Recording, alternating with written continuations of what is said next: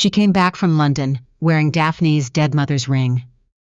Not borrowed, not found in a drawer, and casually slipped on.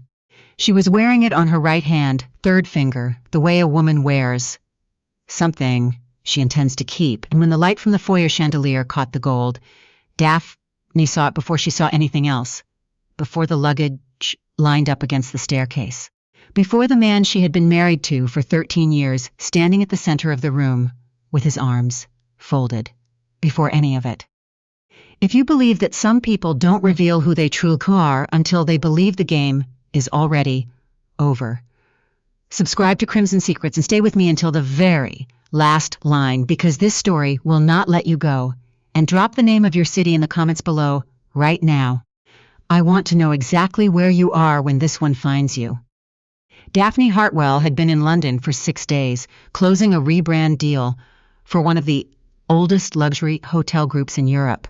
She had pitched, negotiated, and landed the largest contract in the 12-year history of her company, Hartwell Creative Group. She had called home twice. Both times Reed had answered sounding warm, sounding ordinary, sounding like the man she had spent 13 years building a life with. She flew home a day early. She did not tell anyone. And she walked through the front door of her Chicago home at 4 in the afternoon to find Tamsin Hollis standing in her living room, wearing Cecile Hartwell's ring. "Take it off," Daphne said. Her voice came out quieter than she expected. She had spent most of the flight imagining what she'd say when she arrived home, running from some low-hum wrongness she hadn't been able to name for 6 days. But she had not expected this. She had not imagined this specific thing. Tamsin's hand rose to her chest, instinctively protective, and her face arranged itself into something soft and wounded. "Daphne, you're home early. We were going to." "That ring belonged to my mother." The words came out flat, factual, the way you identify evidence. "She was wearing it the day she died. My father gave it to me at her funeral. It has never left my jewelry box except on the day I wore it to her grave. Take it off." Reed Gentry stepped forward then, with the particular calm he'd always deployed in boardrooms when a negotiation was about to break down. "Daph, let's all just sit down." She looked at him. 13 years of marriage, the way you memorize a street you've walked every day. She felt no recognition now. "Whose idea was this?" she asked. "The luggage, the ring, this whole presentation. Whose idea was it?" He exhaled slowly. "We wanted it to be clean. No back and forth, no prolonged ugliness. We thought if it was already underway when you got home." "You changed my return flight," Daphne said. "Tuesday instead of Monday. I found out when the airline sent a confirmation to my work email." She set her carry-on bag down on the marble floor. "You were buying yourself one more day. I came home anyway." Something moved across his face that was not guilt. "We need to talk about the company," he said. She heard the word land. "How long?" Daphne asked. She was looking at Tamsin now. Tamsin, who had been her closest friend since their first week of college. Tamsin, who had driven 4 hours to sit with her in a hospital waiting room. Who had been the first person Daphne called when she decided to start Hartwell Creative from her apartment, with a laptop and 3 clients, who now had a corner office with her name on the door because Daphne had believed in her. "How long?" she said again. The glance that passed between them, quick, almost invisible, told her the number before either of them spoke. It told her they were a unit now, a team, that they had a whole private language made of glances, and every glance in that language had been spoken behind her back. 18 months, Reed said. 18 months. Which meant that when Daphne's father, Walter Hartwell, had passed away last January after a short illness, and Reed had sat beside her in the hospital chapel and read a psalm she hadn't asked him to memorize, he had already been with Tamsin for 6 months. Which meant that when Tamsin drove 3 hours to the funeral and stood at Daphne's side through every awful hour of that day and said, "You are not alone in this. I promise you are not alone," she had been lying to Daphne's face at the graveside of her father. "You were at my father's funeral," Daphne said slowly, looking only at Tamsin. "You held my arm at the grave."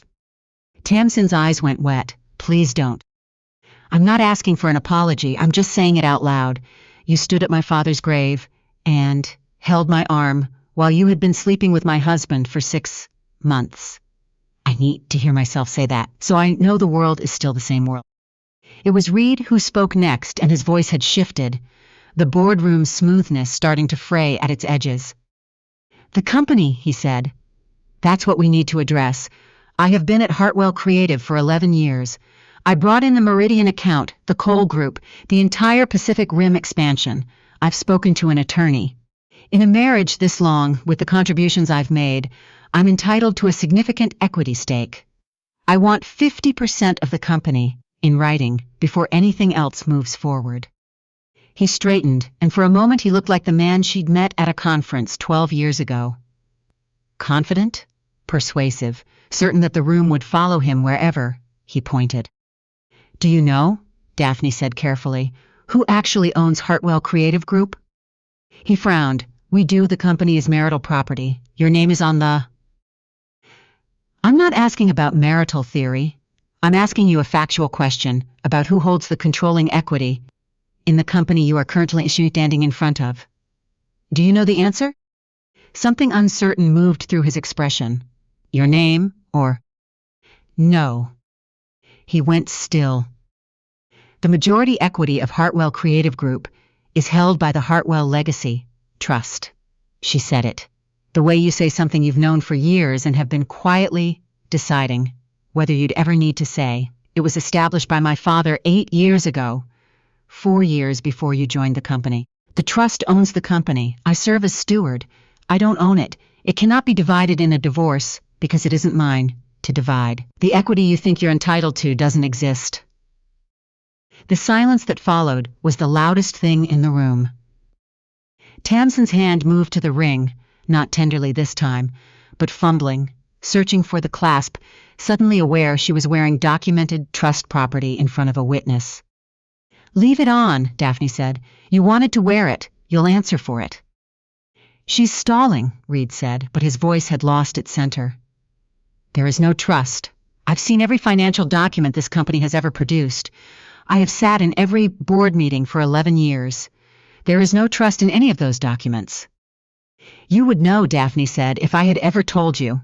She picked up her bag, because her hands had begun to shake, and she didn't want either of them to see that. My father asked me not to. Before I ever walked down an aisle, he sat me down and said, Daphne, love who you choose.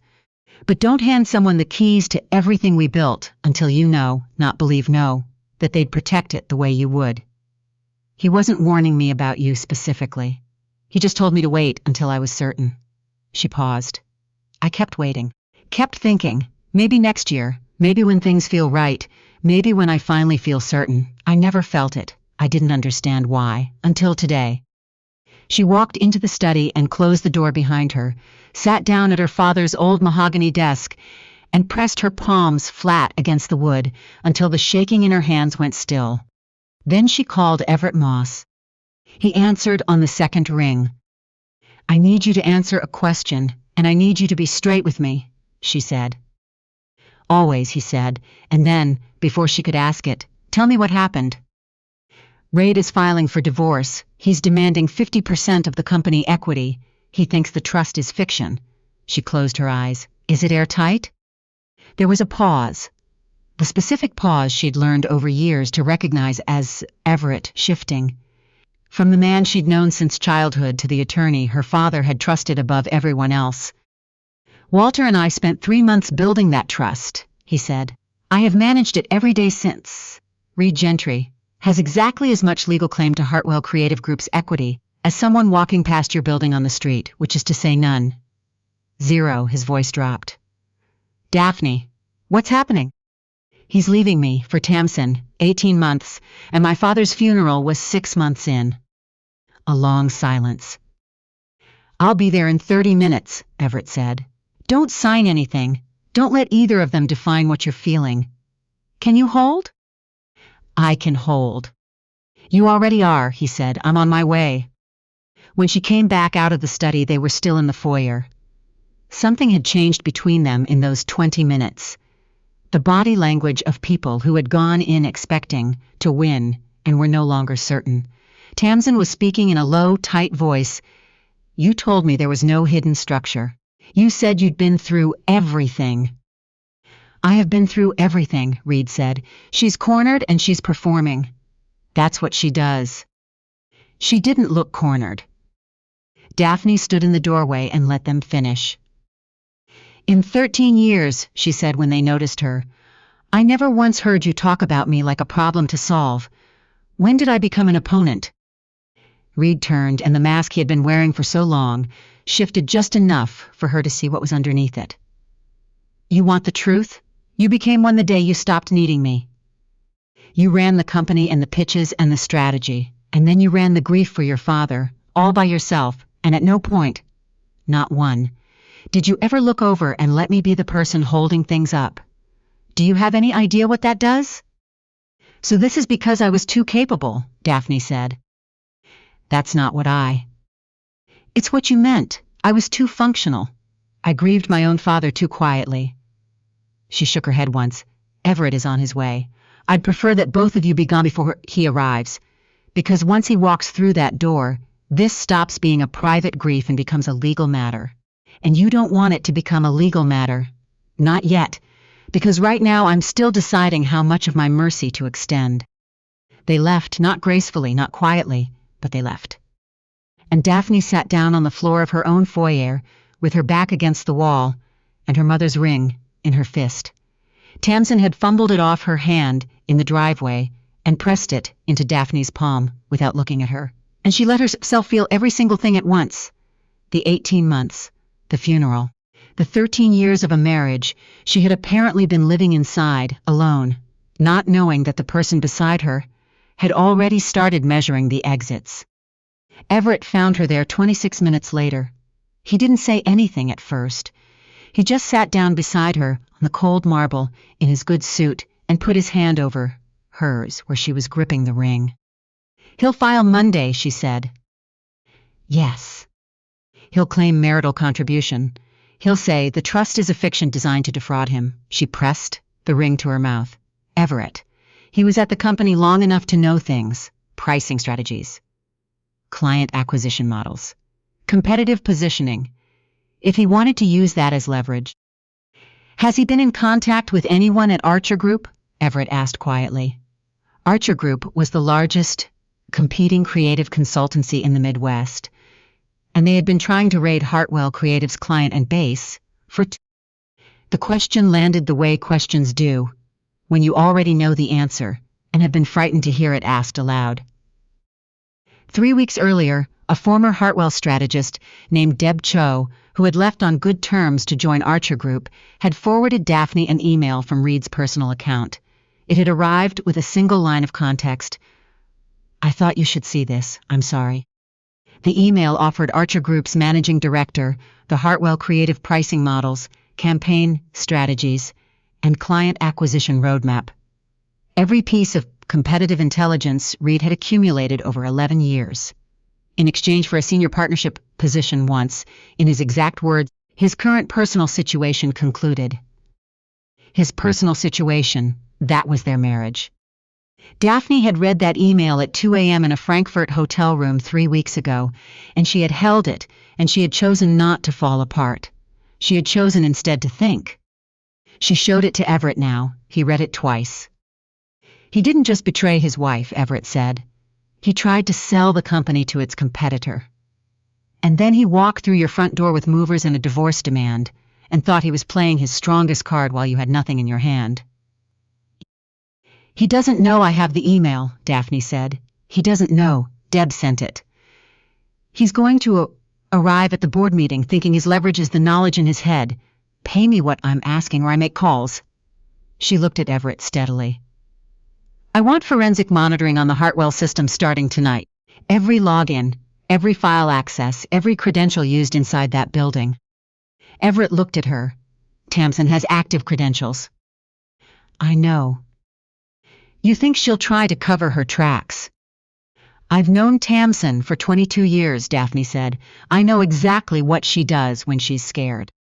The board meeting was held 2 days later in the Hartwell Creative Conference Room, the one with her mother Cecile's portrait On the wall, the large oil painting of her at her studio work table, brushes in hand, paint on her wrists.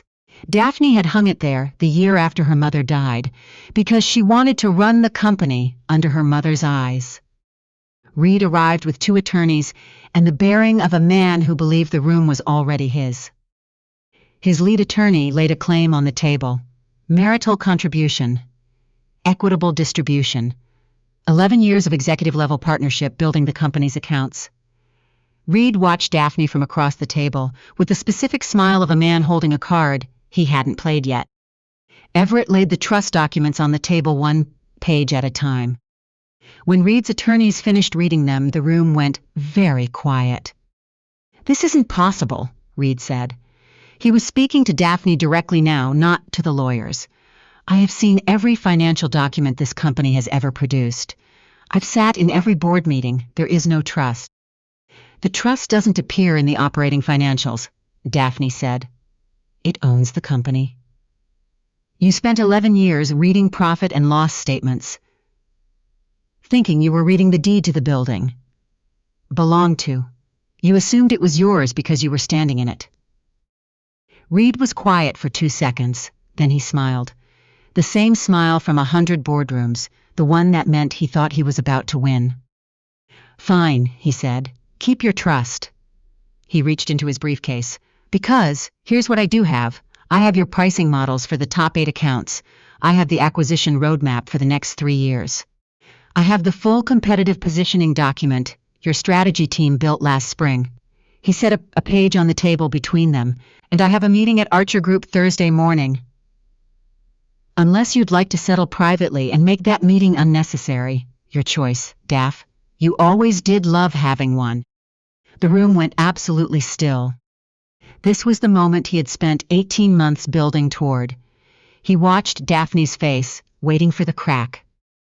It didn't crack. Instead, Daphne reached into the folder beside her and placed an email on the table. Printed, dated, Reed's name and personal email address at the top, the Archer Group, managing director's name below. She slid it across to his lead attorney with 2 fingers. "Before your client says one more word," she said, "I'd suggest you read what you're holding, because your client just committed in front of 4 witnesses, and I would hate for you to become an accessory to what comes next." Reed's attorney read it. His face changed. "What is that?" Reed said. "That's the email you sent to Archer Group 3 weeks ago," Daphne said, "offering proprietary Hartwell information in exchange for a senior partnership. Once your, and I'm quoting your exact words, personal situation concluded." "Our marriage, Reed. That's what you called our 13-year marriage. A situation." The color left his face entirely. "How did you?"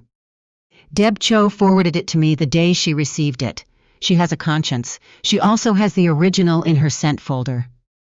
The attorney closed the folder and turned to his client. "We need to step outside immediately." But Reed wasn't moving. He was staring at Daphne across the table with an expression she had never seen on his face. In 13 years, not anger, the specific fear of a man who has just realized the ground he has been standing on was never solid. "You've had this for 3 weeks," he said. "That dinner 2 weeks ago. You made dinner. You sat across the table from me. You told me you loved me at that dinner," Daphne said, "so that I wouldn't suspect anything while you finished arranging your exit." "Yes, I know. I sat there, and I knew, and I said, 'I love you too,' and I meant it, because I still did. That was the last time I'll make that particular mistake." She stood. "You wanted to negotiate from a position of strength," she said. "You walked into this room with a threat and found out I was holding a confession. That is the distance between us. You spent 18 months planning how to dismantle this company. I spent 3 weeks making sure you couldn't." Reed left the conference room with his attorneys steering him toward the elevator before he could say anything else that could be used against him. The board vote came 2 hours later. Unanimous. What Daphne did not know yet was that, while she was in that conference room 11 floors below, Tamsin was sitting at her desk in a state of cold, methodical panic. Tamsin had seen Daphne's face in that foyer 2 days ago. She had known that face for 22 years, knew every version of it, and she had recognized the look, the one Daphne wore right before she was already 3 moves ahead of wherever anyone thought the conversation was. It had frightened her badly enough to do the one thing she absolutely could not afford to do. She logged into the Hartwell system using her active credentials and went looking for the access records from 5 weeks earlier. The night she had used her badge and her login to pull a confidential client pricing file for Reed, the one he had needed before he could write that email to Archer Group. She had told herself at the time that it was nothing. She told herself she was helping someone she loved. She told herself Daphne would never know. Now she went to delete the record. She did not know that Everett had placed the entire system under forensic monitoring 48 hours earlier. She did not know that every keystroke she made was being recorded, time-stamped, and flagged in real time.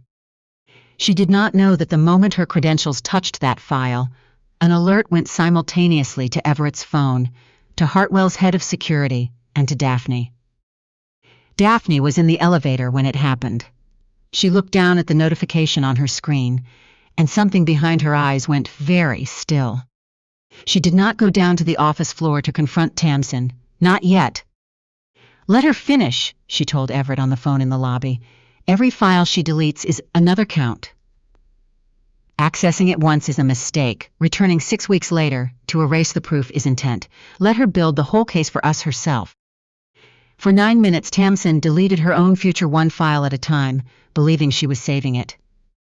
When she finished, when she sat back and exhaled and told herself it was over, she had no idea that a complete forensic log of everything she had just done was already being printed and documented 2 floors above her head. The story might have ended there, with a board vote, a printed email, and a forensic log, except that, 4 days later, Daphne's phone buzzed with a text from an unknown number. 6 words.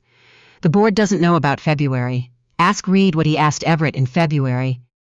She read it twice, then she called Everett. "What happened in February?" she said. There was a pause. She had never heard from him before.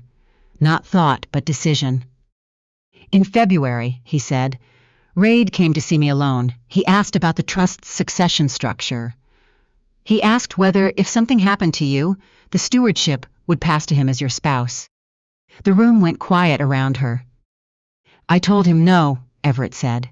"The trust doesn't pass to a spouse, it passes to a board-appointed steward, chosen on merit, never on marriage." He thanked me and left. I filed it away as a strange conversation and did not think about it again until this moment. Daphne sat down. "He was checking," she said slowly, "whether my death would give him the company." "Yes, and when the answer was no, he changed strategy. Everything we've been looking at for the past week, Daphne, the affair, the divorce filing, the Archer Group email, that's all. Plan B."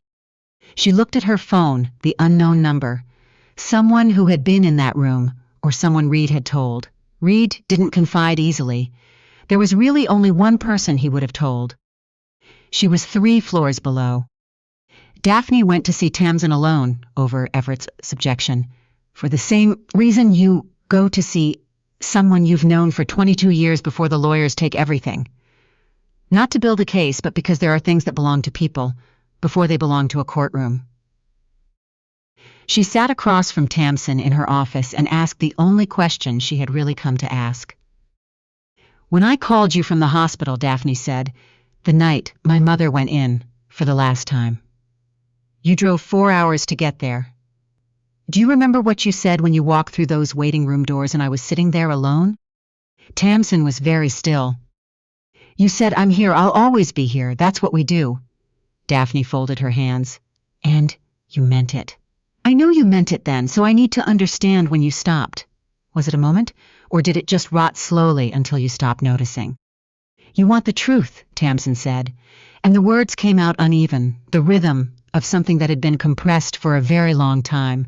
"You were always more talented, more admired, more everything. I spent 22 years being the person next to you, and Reed was the first person who ever looked at me like I was the whole room. Not an addition, the point." Her voice broke. "You don't know what that feels like." I know what it feels like to lose a mother, Daphne said quietly, and a father. And to find out later that the two people who held me through both of those losses had been planning to take everything those people spent their lives building. She stood. There's something you should know. An hour ago, you logged into the Hartwell system and deleted access records from 5 weeks ago. The ones showing you pulled a client pricing file for Reed before he wrote that email to Archer Group. All the color left Tamsin's face. We've had the system under forensic monitoring for 48 hours. Every file you deleted was logged as you deleted it. The deletion is now the strongest piece of evidence in the case. Daphne picked up her coat.